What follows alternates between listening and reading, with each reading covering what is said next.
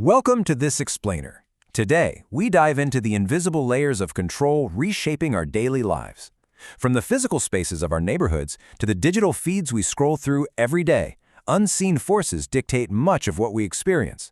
Let's explore how algorithms, data sweeps, and federal mandates exert influence over our autonomy and see how everyday people push back. Ask yourself this vital question. Who truly controls your neighborhood, your wallet, and your social feed? The answers we found in recent reports might completely shock you. We plan to unpack these hidden mechanisms of influence, layer by layer, starting right on your front lawn. Section 1. Fear on your street. We call this the physical layer of control. Look at this staggering number. It represents over 1,200 documented civil rights abuses involving federal immigration agents. The ACLU reported these during 2025 across just 8 states. When the ACLU reviewed these incidents, they found a terrifying pattern. Indiscriminate stops and racial profiling totally disrupt normal life. Agents operate right in quiet neighborhoods, entirely bypassing traditional community policing. The report focuses on a cross-section of the country, stretching from Florida to California. It tracks how aggressive federal sweeps suddenly replace local law enforcement routines. These images capture the terrifying reality for residents facing these agents. In Evanston, Illinois, a federal agent pointed a weapon at bystanders and threatened to shoot them if they approached. This matches harrowing stories nationwide. Take, for instance, a Florida woman suffering taser fire twice in her own driveway. Or consider a young girl coming home from school only to find a broken front door and her family missing. Federal power reaches directly into private lives, transforming safe havens into zones of anxiety. Section 2. Algorithms target your wallet. Let's move to the financial layer. Notice the term surveillance pricing. The Federal Trade Commission recently launched an investigation into this tactic, sending orders to several tech companies. They found that retailers track absolutely everything, down to your mouse movements or the items you leave unpurchased in your online cart to inflate prices. Companies gather your location, your demographic data, and your web browsing history. Then, they use that data to calculate the exact maximum price you will pay for an item. Imagine an algorithm noticing your desperate late-night search for baby formula and instantly raising the price just for you. It feels like a hidden tax on your daily life. California lawmakers currently attempt to ban this practice with Assembly Bill 2564, sparking a fierce debate. On one side, consumer advocates seek protection. They argue that these algorithms disproportionately extract wealth from lower-income shoppers. In their eyes, this turns personal data into a tool for unfair exploitation.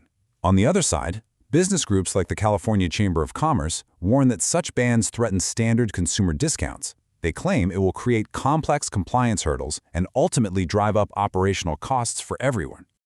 Meanwhile, organizations like the American Action Forum argue the FTC unfairly attacks standard market competition by utilizing a negatively charged word like surveillance. They claim that personalized pricing simply represents basic market dynamics. They strongly caution the government against meddling in how individual companies set their prices, especially without proof of collusion or stolen data. Essentially, they argue that businesses have the fundamental right to charge whatever the market will bear. Section 3. Scrubbing the voter rolls. We enter the data layer. This timeline tracks a highly contested executive mandate, Executive Order 14399.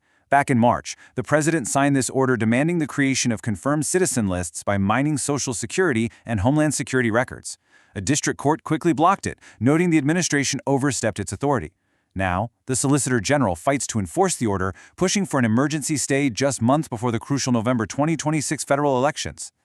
Flawed data sits right at the core of this problem. Critics and lower courts emphasize that forcing local officials to use these federal lists could easily disenfranchise millions of people. Because federal privacy laws prevent complete data sharing, the resulting lists lack vital updates like name changes from marriage or recent state-to-state moves. Yet the administration expects states to rely on these incomplete databases and even threatens local election officials with criminal investigations if they refuse. State officials argue that implementing these flawed lists so close to an election will absolutely wreak havoc on the democratic process. Section 4. Navigating the AI slop. Welcome to the information layer. Notice the massive slice of this chart representing an Originality.ai study. It shows machines now generate over 4/5 of long-form posts on LinkedIn. An overwhelming 81.2% of posts analyzed in July 2026 fall into the likely AI category. When the research team analyzed 5,000 public posts, they found a massive surge in synthetic text. Bots constantly churn out generic automated content. They drown out actual human voices and completely clutter your professional feed.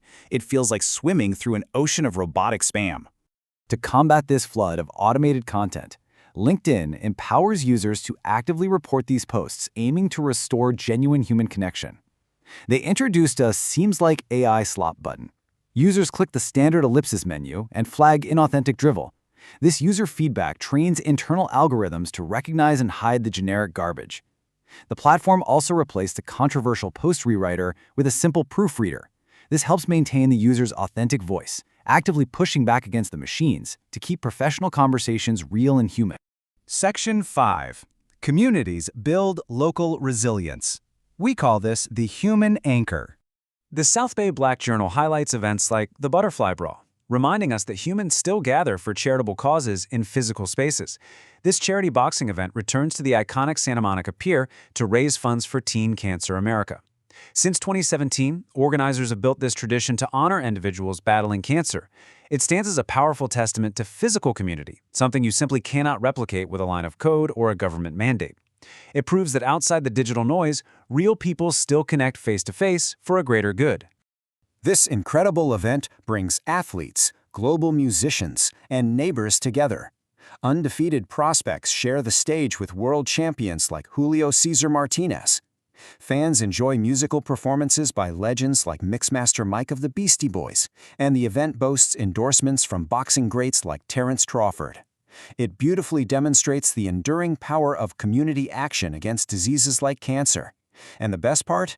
It happens totally free from algorithmic manipulation or government surveillance. As we conclude this explainer, I'll leave you with a final thought to ponder regarding the future of your privacy and autonomy. As algorithms set your prices, bots write your feeds, and federal agents patrol your streets, what parts of your life still belong entirely to you? Think about how you navigate these layers of control and how you can preserve your own authentic human experience in the real world. Until next time, keep questioning the systems around you.